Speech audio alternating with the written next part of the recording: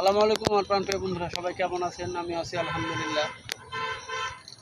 আমি একটা জিনিস দেখে আসতে আশ্চর্য হয়ে গেছি।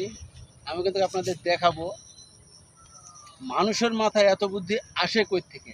আমি কিন্তু আপনাদেরকে দেখাবো। ক্যামেরাম্যান, আপনি একটু কিন্তু দেখাবেন ভালো করে, ঠিক আছে আমার বন্ধুদের, যে মানুষের মাথায় এত বুদ্ধি কোথা থেকে আসে।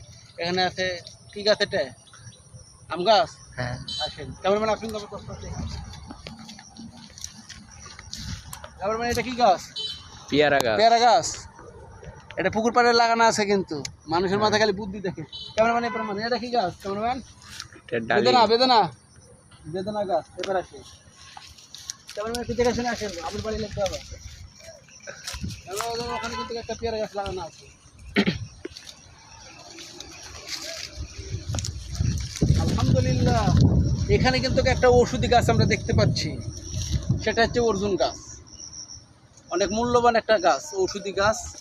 এটা যদি আপনার রাত্রে ভিজা, যদি সকালে যদি আপনারা রাত্রে ছাল তেলে ভিজে যদি সকালে রাখেন, তো ঠিক একবারে রক্তের কালার হয়। এতে কিন্তু অনেক শরীরে রোগ প্রতিরোধ ক্ষমতা কিন্তু বাড়ায়। তার মানে আসি এখানে কিন্তু লাগানো আছে লেবু গাছ। এখানে কিন্তু লাগানো আছে লেবু গাছ।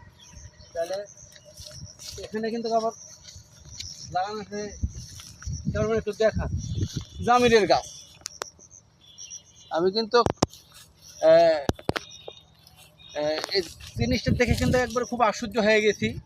এই যে আমের বাগান, এখানে কিন্তু আপনার আছে, আপনার 12 মাসের আম আছে। তা আমি কিন্তু এতগুলো এই গাছ বছরে দেখে কিন্তু আশ্চর্য হয়ে গেছি। আপনাদের কেমন লাগলো অবশ্যই কিন্তু কমেন্টে জানাবেন। আসসালামু আলাইকুম।